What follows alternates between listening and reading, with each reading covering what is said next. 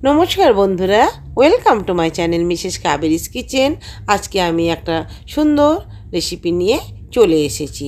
ডিনারে আপনারা এই রেসিপিটা করতে পারেন। আশা করি আপনাদের এই রেসিপিটা ভীষণ ভালো লাগবে। খুব সহজে কিন্তু বন্ধুরা এই রেসিপিটা তৈরি করে নেওয়া যায় এবং প্রচণ্ড স্বাস্থ্যকর এই রেসিপি। এখানে প্রথমে দেখুন আমি নিয়েছি এখানে 500 গ্রাম গোবিন্দভোগ চাল। সেটাকে আমি ভালো করে ধুয়ে একটা কাপড়ের মধ্যে ঝরঝরা করে শুকোতে দিয়েছি। কড়াই বসিয়ে দিয়েছি।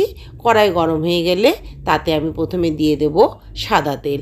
এখানে আমি 3 টেবিল চামচ সাদা তেল দিয়েছি এবং দিয়ে দিব 1.5 টেবিল চামচ গাওয়া ঘি। এবারে ঘি এবং তেল ভালো করে গরম হয়ে গেলে পরে এতে আমি দিয়ে দিব ফোড়নের জন্য গোটা জিরে, দিয়ে দিলাম শুকনো লঙ্কা, তেজপাতা এবং গোটা গরম মশলা, গোটা এলাচ এবং দারচিনি। ফোড়ন পড়ে যাওয়ার পরে দিয়ে দিলাম আমি এখানে একটা বড় মাপের গাজরকে ছোট ছোট পিস করে কেটে রেখেছিলাম, সেটাকে দিয়ে দিলাম। এই গাজরটা কিছুটা ভেজে নেবার পরে দিয়ে দিলাম আমি এখানে ফুলকপি। আমি 30 সেকেন্ড মতো গাজরটাকে আমি একটু নাড়াচাড়া করে ভেজে নেবার পরে দিয়ে দিলাম ফুলকপিটা। এই ফুলকপি দেওয়ার পরেও আমি আরও 30 সেকেন্ড মতো ভেজে নেব। বন্ধুরা, এখানে আমি গোবিন্দভোগ চাল নিয়েছি। আপনারা যে কোনো চালের বা প্রতিদিন যেটা আপনারা ভাত খান সেই চাল দিয়েও কিন্তু আপনারা এই রেসিপিটা রাত্রে করতে পারেন। শীতে অনেক ধরনের সবজি পাওয়া যায়, ভীষণই সুন্দর হবে এই রেসিপি, প্রচণ্ড স্বাস্থ্যকর রেসিপি।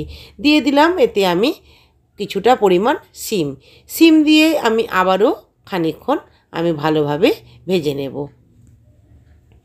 ডিনারে কিন্তু ভীষণ সহজ। আপনাদের কিন্তু এটা করতে কিন্তু বন্ধুরা কোনো ঝামেলা নেই। একের পর এক কিন্তু এইভাবে দিয়ে কিন্তু রেসিপিটা করা যায়। আর আমি এখানে একটা একটা করে সবজি দিয়েছি, আপনারা চাইলে কিন্তু সব সবজিগুলো একবারে দিয়েও কিন্তু করতে পারেন। তো বেশ কিছুক্ষণ আমি আর একটু ভেজে নিলাম।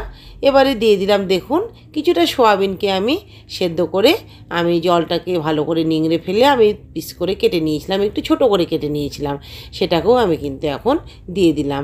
এখানে যে সব উপকরণগুলো দিচ্ছি সবগুলোই কিন্তু প্রচণ্ড পুষ্টিকর এবং হেলদি। এবারে আমি আরও কিছুক্ষণ নাড়াচাড়া করে কিন্তু আমি এখন এটাকে ভেজে নেব।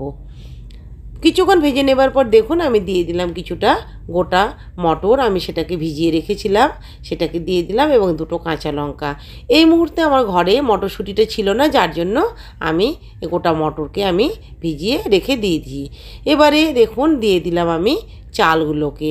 চাল দিয়ে সব সবজিগুলোকে আমি খুব ভালোভাবে আমি কিছুক্ষণ ভেজে নেব।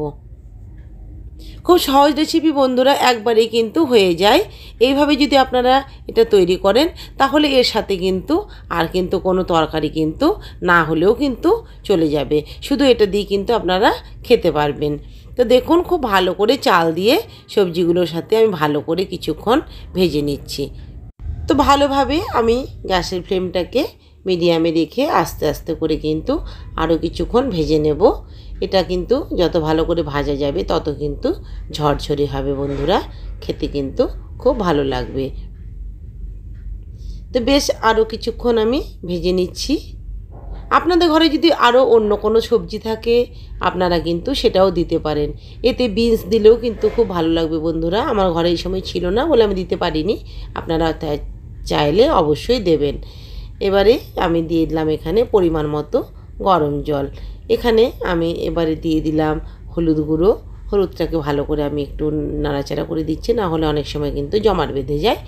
দিয়ে দিলাম পরিমাণ মতো লবণ, দিয়ে দিলাম এখানে 1/2 টিস্পুন জিরে গুঁড়ো এবং 1/2 টিস্পুন আদা বাটা, দিয়ে দিলাম 1 টেবিল চামচ চিনি। এবারে খুব ভালোভাবে আমি নাড়াচাড়া করে নিচ্ছি। দেখুন ভালোভাবে, খুব বেশি কিন্তু জল দিতে হবে না, এখানে আমি পরিমাণ মতো জল দিয়েছি।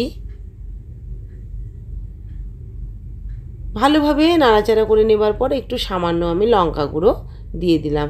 দেখুন জলটা কিন্তু আমার পুরোটা প্রায় অ্যাবজর্ব করে নিয়েছে।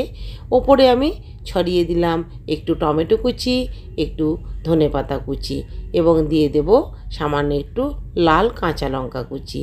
এবারে আমি ঢাকা দিয়ে দেব 3 থেকে 4 মিনিটের জন্য, গ্যাসের ফ্লেমটাকে একদম লোতে রেখে। 4 মিনিট পরে আমি ঢাকনাটাকে তুলে নিলাম। দেখুন কত সুন্দর একটা স্মেল বেরিয়েছে বন্ধুরা।